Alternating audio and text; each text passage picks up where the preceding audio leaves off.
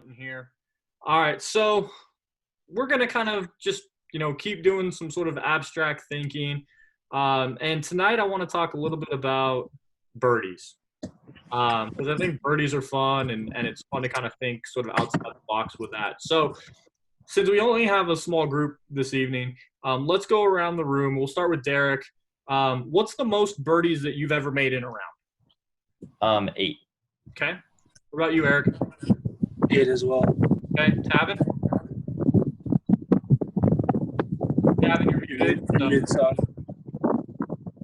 Yeah, 6 or 7. I'm not sure exactly. Okay.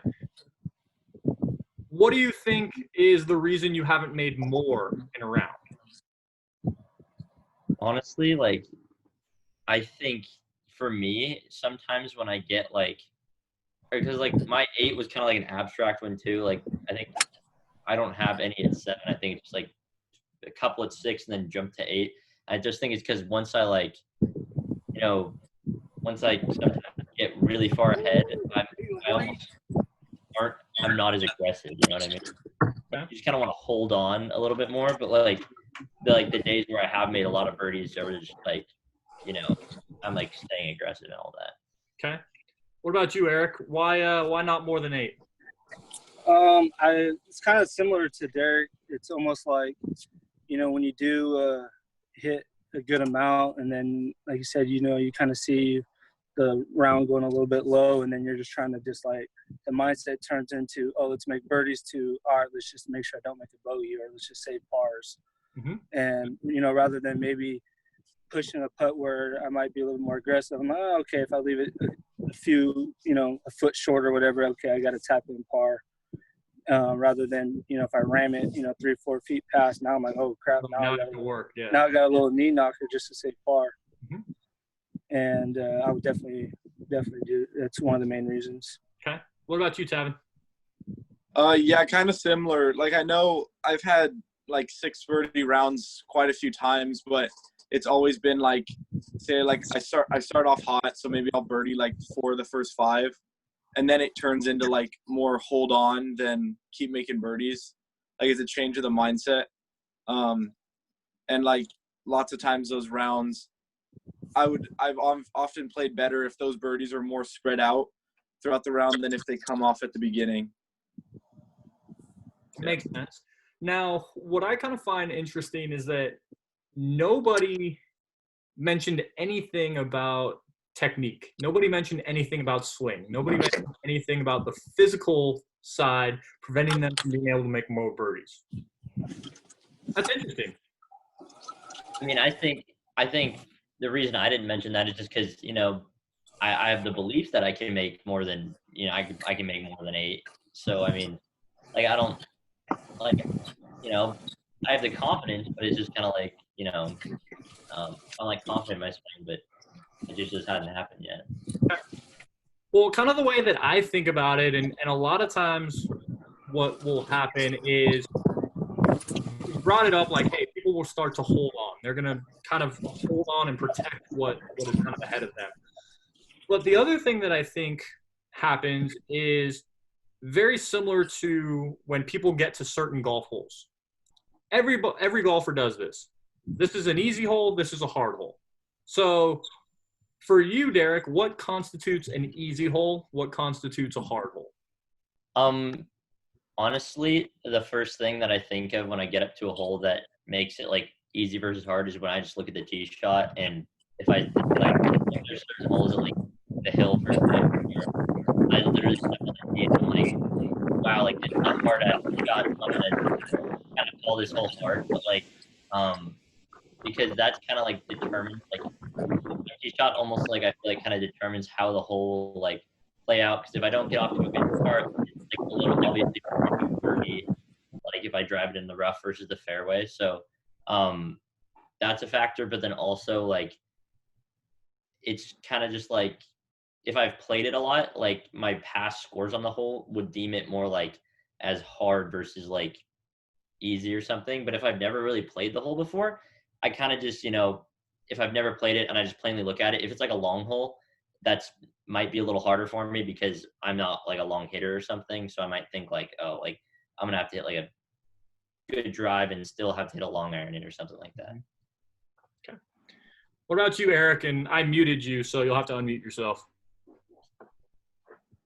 I would say if I've played the course before and I kind of know with the layout of what's going on, it would definitely be the previous scores that I've gotten on that hole. But if it's like a new course or I've never played it before, the thing for me would probably be where the trouble's at. Where can I miss? So, like, for me, I like to draw the ball a lot. So if there's a lot of trouble on the left, that sometimes it's like, okay, well, crap, now, it's a little bit tougher of a hole for me personally. And then now I go into, okay, well, maybe I should hit a 3-wood or a 3-iron off the tee and then just play it, play it to make a par rather than play it to possibly make a birdie. Okay. What about you, Tavin? I'd say for me, like solely on just past experiences playing the hole. I remember you told me, I think this was the first day we met. You said like there really should be no hard holes or easy holes because the point of golf is just to get it into the cup in as little strokes as possible, no matter what. So there really should be like no change of mindset. But I definitely think when I'm out there, like past times on the hole, like what I've gotten, how good I've been on that particular hole definitely makes a difference. Certainly. All right, Alex. So you're going to play a little bit of catch up, but basically what we're talking about right now is for you, what differentiates a hard hole from an easy hole? Oh, I don't even think there really are hard holes and easy holes. There are scoring opportunities and not scoring opportunities, and that's just based on the number I'm going to have in for my approach shot or the difficulty of the green and stuff like that. But like there's quote unquote easy par 5s you can easily make in 6 or 7 on, but yeah, so I don't even think I really think about that very much, to be honest. Perfect. And then the other question is, what's the most birdies that you've made in a round? I think it's 8 for me. Okay, so we're pretty consistent. So pretty much everybody in the room is right around 8. All right, so I like what Tavin had to say. Obviously, because he quoted me, but, it's still nice to, have somebody, kind of in line with my level of thinking. But the reality is that golf is a very simple game. Get the ball in the hole, right? Now, the whole idea of par and sort of par, what it represents, that is up to interpretation, right? But at its core, the goal is to just get the ball in the hole as quickly as humanly possible. I would ask you this question, right? So this would have been 2016, I think, was when Oakmont last hosted the U.S. Open, if I'm not mistaken. They had a 275-yard hole. How would you interpret that if it's played as a par 3 versus as it's played as a par 4? Well, I think most people, like even me, like, if I step on the tee and someone's like, oh yeah, like it's 275, they're like par 3 or par 4. And if I say par 3, they're gonna be like, wow, that's hard as hell. But if I say par 4, they're like, man, I can make an eagle. But like, what's stopping you from making a 2 if it's a par 3? Like, like it's the same score. It's just one, like it's the same like amount of strokes, but they're just in relation to par. That's the only difference. Mm-hmm. So I mean, and it's like I was talking to my dad about this the other day. It's like match play versus like stroke play or something. And if you have like match play, if like it's a par 5 for somebody and like a par 4 for somebody else, just based on like where the tees are. If I made a 4 on a par 4 and like my mom made a 6 on a par 5, it would be the same thing. She gets 2 strokes and it's still a 4 and a 4. Like it's not like since she made birdie, she wins the hole or something like that. Okay. What about you, Eric? And unmute yourself. Oh, you good? I would say for me personally, depending on whether it was a par 3 or par 4, would be, I guess I would just automatically put the mindset of what I wanted to get on that or what I feel I should get on that hole, to where if it's a 270-yard par 3, I'm not beating myself up if I get a bogey. But if it was a par 4, I'd maybe probably beat myself up if I got a bogey on it. Okay. And rather than just taking the approach like Derek is saying, is it's the same hole. You can get a 2 or you can get a 3 regardless of whether it's a par 3 or par 4. I guess just what I actually get would determine what I would personally be okay with. Makes sense. Alex? You know what? Like, I think you know, exactly what Derek said. Like, sometimes I think of like a par 4, and I'm like, okay, I want to get it up by the green. And I would never think this way at a par 3, really. Like, I'd be saying, like, par 3, I'd be like 275. Okay, just put it at the middle of the green, and we'll try and 2-putt and make a par. But sometimes, you know, it's stupid, but I think as a par 4, I'm like, okay, let's drive it in this bunker, you know, and then I have a pretty good shot at getting up and down from there. Like, but I don't know why, but it does affect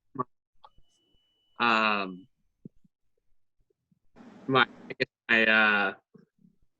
strategy. Definitely.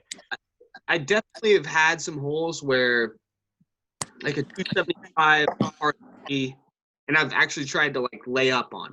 Like I've had that happen to me before, but honestly, it's just like the feeling of the hole, and I think par 3 versus par 4 sometimes changes that, even though it shouldn't. Okay. Excellent. Tavin? Yeah, kind of what like Barclay said. Like, I've not most of the time I would like if I saw 275 par 4, I'd like say like, oh, hit 3-wood or whatever, put it by the green. But like if you think of it like, oh, I might hit like a 7-iron off because I trust my wedge game and I can still make 3 on this par 4. If that was a par 3, I would never have the same mindset where like I could hit a 7-iron and trust my wedge game like I would if it was a par 4 and I could still make 3. Like even though I have that capability, I would never think that way if it was a par 3 versus a par 4. Yeah, it's interesting, right? Because, again, the purpose of golf is to just get the ball in the hole. Doesn't matter how you do it, no pictures on cards, but there's like this ego or there's this pride that we internalize as thinking, man, like if I don't like kind of man up or if I don't hit a really good shot here, like I'm somehow less than, right?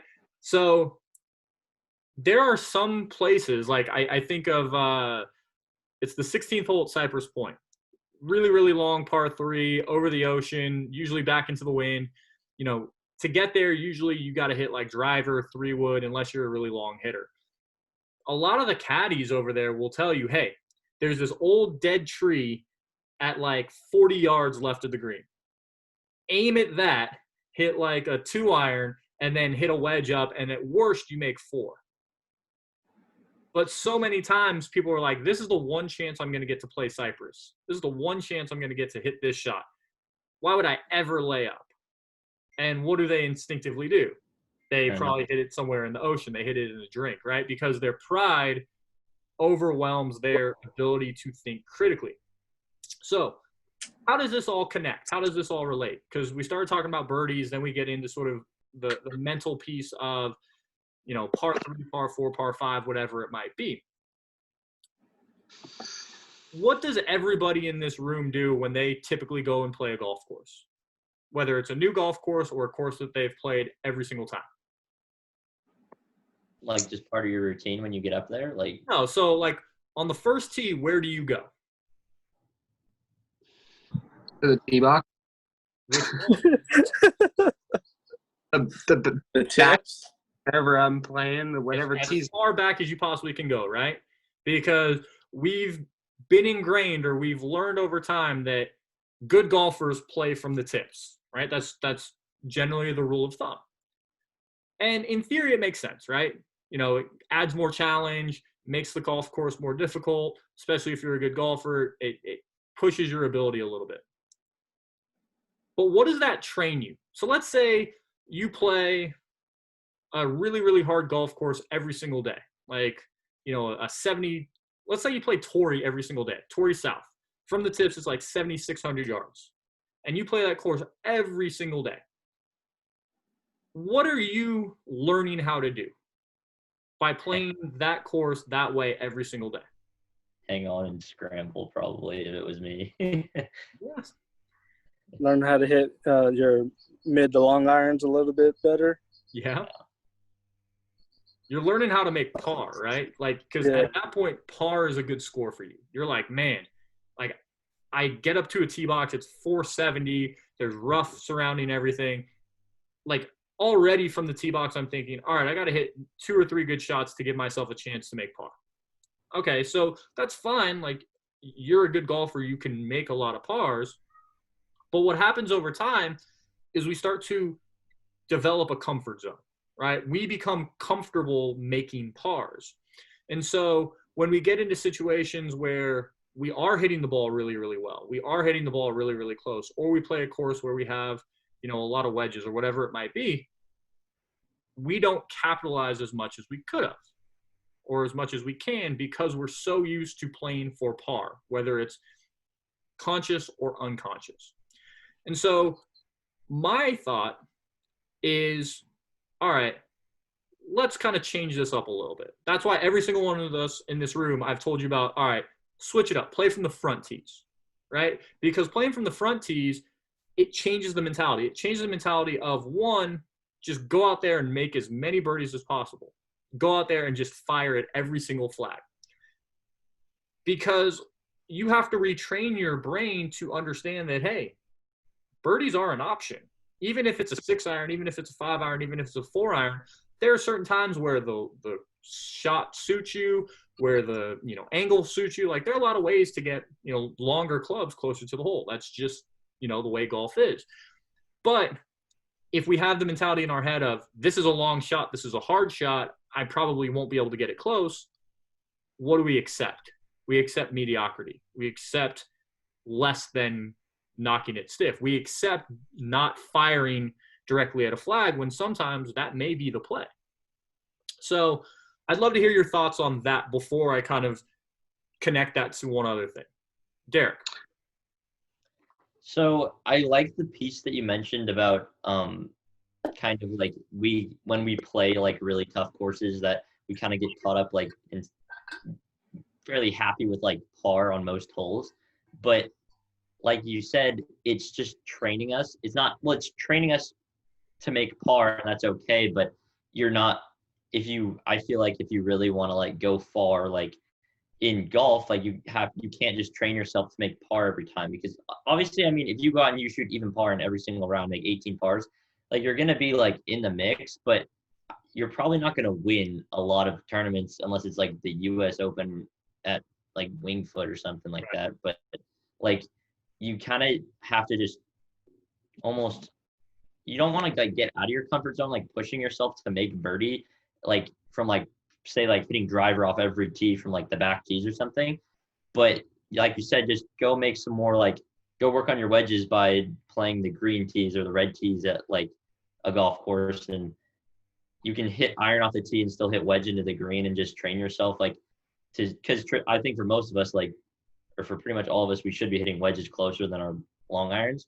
So once you kind of see the ball getting in closer, like to the pins, it gives you more confidence that you can like keep doing it like with any club, not like a wedge. At least for me, like I noticed, like if I hit a few close, I tend to get a little more aggressive with longer clubs because I feel more confident. And then also too, like, don't, like, I know we mentioned this earlier, like when the reason why we haven't made more birdies, sometimes we try to hang on. And I think sometimes we get too okay with like, oh, if I'm 4 under, I'm going to lag this one up a foot short instead of giving it a chance to make birdie, just because we're not trained like to make birdie as much as par. Or you might be in a situation where maybe you're 4 under and you have a 9-iron in your hand. But the 9, like there's no trouble around. It's one where you could probably attack, and even if you don't pull it off, you're going to be just fine. And that's one where consciously or unconsciously, we kind of are content hitting it to 30 feet, right? We say, you know what, like I don't want to risk putting it in a bad spot because I'm trying to hold on to something. You know, that's one where that's an opportunity lost, as opposed to, no, like let's kind of push the gas, let's keep it going. and maybe try and take on a shot with a little bit more confidence. What about you, Eric? Can you repeat the question again? I kind of Yeah, so basically the idea of, you know, what is your thought about basically switching things up? You know, we've developed a habit by playing the back tees all the time, and we're so used to, for most of us, making a lot of pars.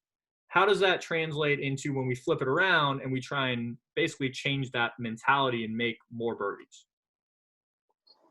I feel like it's more just like the confidence that I would have, especially like if I know I'm rolling it pretty good that day, then I'm content with hitting it 20 feet or 15 feet, because then I'm like, okay, I feel good with the putter, so I can roll a couple of these in, rather than maybe attacking and missing in a wrong spot, and now I'm trying to save par or something like that. I would definitely say it kind of varies round per round on how much confidence I have in my putter and in my wedges, or basically in my game that day will kind of sometimes dictate how I attack certain greens or certain flags on certain rounds. Makes sense. What about you, Alex? I got a lot of things going on like upstairs right now. I don't even know what to think. So I think like it's really good to go and play this birdie game for me, and it's not for the reason of going and being more aggressive. Actually, the opposite, in my opinion, because when I play this birdie game, I feel like I'm like, oh, I need to make as many birdies as possible. I got to hit driver everywhere. I got like one hole specifically, the Valley at Castlewood, number 17. I always take driver and try and put it on the green, and it's a hole that just does not set up well for me. And I should just lay up like normal, but I always try and hit it on the green. It's like what? I think it's not the difference between the black tees and the yellows or whatever it is isn't that much. Or if it is, it's still like the green's super small and there's OB left and OB right. And I always try and pump it somewhere up by the green, screw myself.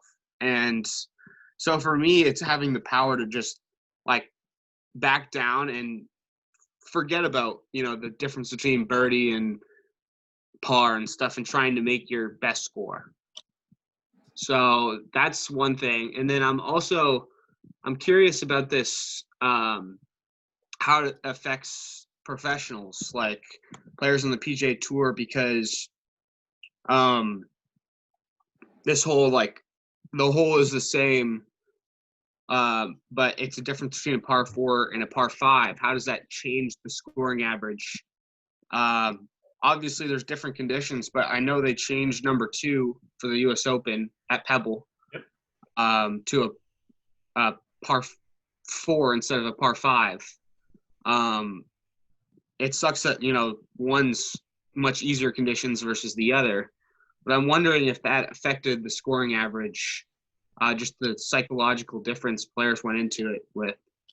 I don't know off the top of my head sort of what that is. That's actually a really good question. I should look into that.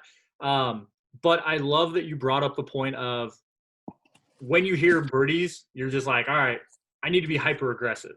But I love that you've come to the understanding that, no, like I actually kind of need to strategize a little bit, because part of playing from the forward tees is there are funky places that you can put yourself into that you're like, I didn't even know this existed, right? Because it's nothing that you've ever come across. So, you leave yourself a 35-yard, like, long bunker shot over, like, a creek, and you're like, what the heck am I doing from here, right? So being able to kind of pull yourself back and say, yeah, the goal is to make as many birdies as possible, but there's no sort of, like, standardized approach to how you make more birdies, right? It may be that I hit a ton of wedges. It may be that I chip a ton close. It may be that I just need to hit from the fairway, right? You start to figure out what allows you to hit a lot of quality golf shots. And I think that you being able to figure that out is huge. What about you, Tavin? Kind of going off what Barclay said, like me, it's not about like being more aggressive because if I'm playing from the tips, I tend to be like pretty aggressive anyway. And I think it forces myself to be a little more strategic because, like you said, when you get out like on the green tees, like if I'm bombing driver, like landing areas aren't like landing areas that I'm used to. Like, you're landing it like in really tight spots and it can get away from you really quick. So I've learned that it forces me to maybe like dial in my wedge game or my short iron play even more because I'm not able to hit driver just because you could still make a bogey from the green tees or the forward tees like pretty easily. So, because I mean, most people who are playing those green tees aren't hitting it where you're hitting it. So it's like the course isn't really set up for that. So it can be just as hard. Definitely. The way I like to kind of think of this overall is, I'm going to use another sport analogy. Would you rather be playing offense or would you rather be playing defense? Right? So when I think of defense as it pertains to golf, it's, man, like this is a hard hole. I really just kind of have to hang on, and I'm not trying to sort of play to my strengths. It's just, I got to get it out there. I got to try and get it close and do whatever I can to survive. In the flip side, playing offense is you are kind of dictating your strategy, right? Like if you are a really strong long iron player and you're like, dude, I hit these high, I hit these soft, why not be a little bit more aggressive with those, right? Yeah. A lot of people don't hit long irons well, and so they probably should be a little bit more conservative with how they approach it. But if that's a strength of yours, why would you suddenly be like, well, I shouldn't fire at this flag because I don't hit this club well? It's like, no, I hit this club really, really well, so of course I'm going to attack with this club. And so just understanding sort of your strengths, your weaknesses, and really trying to tailor your strategy to giving yourself more opportunities to be on offense as opposed to be on defense. Does that kind of make sense? Yeah. Yeah. Perfect. All right, so we got about 10 minutes left. So I'm going to open it up for questions. So what questions do you guys have about this or anything else that's been on your mind? I just have a kind of like a little like, I don't know, it's kind of like a comment or something that pertains to the birdies. And I think honestly, one of the reasons I struggle making birdies is sometimes like on days when I'm like, because my game or my style of play is traditionally more kind of like scramble, kind of like hit it around and find a way to make a good score. But there's been days recently where I've hit a lot of greens and even like just like the other day I hit 15 greens and my proximity was still like pretty close. It's not like I'm hitting them 50 feet away every time. And I just struggled to make a lot of putts. And I think like, how can we almost train ourselves to be more aggressive, like on the putting green? Because I feel like I kind of lose a lot of my, like, I guess like chances to make birdie is like on the greens rather than like on the approach shots, because I feel like I can like hit an approach shot close, but like the putt is kind of like it still is just as much as like an approach shot. So like, how can we like train ourselves to be more aggressive on like the putting green too? Yeah, so you are a really good putter. Like we know that, right? So you do really well. You make a lot of longer putts, even though they may be for par, because for you, you're able to focus in more on those putts. You could say that you put a little bit more intensity, a little bit more focus on those. My assumption would be that when you have these birdie putts, you're not giving them quite the same level of care and quite the same level of attention that you are those par putts. Because in your mind, you're thinking, well, if I don't make this, it's not the end of the world.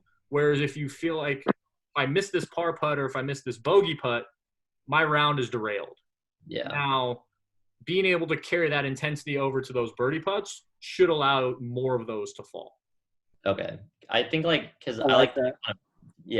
Like Eric said, like I think that'll help a lot. Cause like, I'm like fine visualizing like my lines and everything. It's just like, sometimes it's just like, I just am a little tentative and all that just cause I feel like I have an extra stroke under my belt almost already. Cause like, instead of chipping it to that position, like I hit my second shot to that position or something. So Yeah. Same level of intensity. All right. What else? So I think it's that just that topic itself is all about the environment you put yourself in during practice, because this is kind of a crazy comparison, but has anyone seen the Stanford prison experiment on Netflix? Yeah. I mean, Yeah, I'm familiar with the experiment. I haven't seen it on Netflix though. It's crazy. You go watch it on Netflix. So is it like a documentary about the experiment? It's the one that's like based on a true story, and they go through like all 6 nights that they did it when they're just, what is it, 24 days. Where they locked him in the cells of that. They made like a jail simulation and like. Yeah. Okay. And it's about studying psychological differences when they, under certain environments and stuff. And I just, for some reason, I try to connect it to golf in some way. And I was thinking like, so say, you haven't been hitting the ball the greatest. You usually end up adjusting to your environment so that you feel like you can get up and down most of the time. But and then all of a sudden you start hitting it good again, and you feel like weird just being on the green, or it's vice versa, right? Like you're hitting it really good, you're giving yourself lots of opportunities, and then all of a sudden, you miss a green and you feel like you can't get up and down.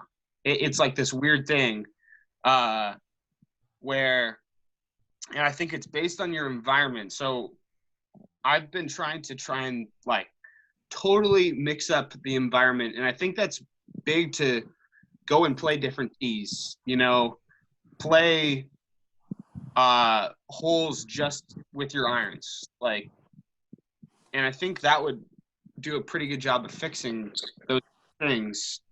But yeah, it was a weird connection. I don't know where I was going with that, but yeah, so it's not a question, but a statement. No, that's why we have these conversations, right? Because like people are able to pull out like really interesting things, and I think that for me, when I hear something like that, like it comes back to sort of expectations. It comes back to sort of comfort, right? When you are scrambling to save your life, right? There's like an expectation that, man, I'm probably gonna like miss one or two of these, so it almost like frees you up.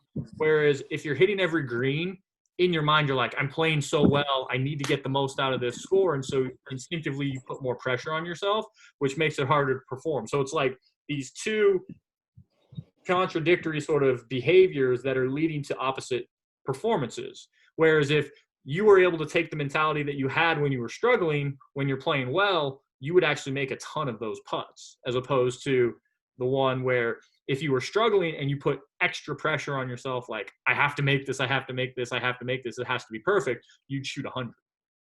Right. And I feel like, there's times where days where I'll hit like 2 greens in the front 9 and I come away at 1 over par. And then I was like, oh, wow, like I played pretty good there because I didn't have didn't have my golf swing. Mm-hmm. And then the next 9, you start hitting greens and you start hitting, like maybe you hit 1 close and you're like, dude, I don't get opportunities like this very much. Like I got to bury this thing. Like, but, instead of thinking like, dude, it's just one opportunity. Like, just try and make the putt. If it doesn't go in, you're good. Like,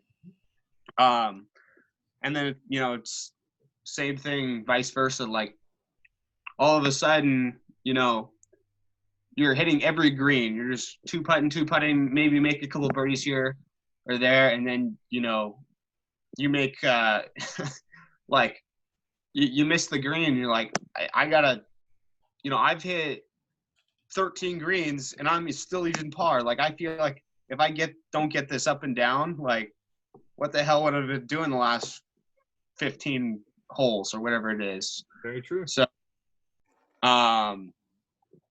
but yeah, it's just crazy how that psychological difference based on external things kind of happen, Totally. All right. So we got about a minute and a half left. I will see you guys next week.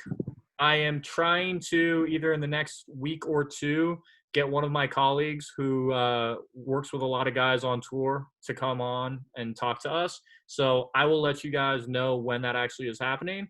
But yeah, we'll meet again next week. If you guys need anything from me, you know where to find me. Thank you guys for continuing to show up. Hey, congrats, Alex, on qualifying for stroke play. Good job there. Congrats, Eric, on shooting a 66 career low. And, dude, everybody, keep up the great work, man. I'm proud of all of you. Thank you. Paul. All right. Thanks, Paul. Yes. Yeah.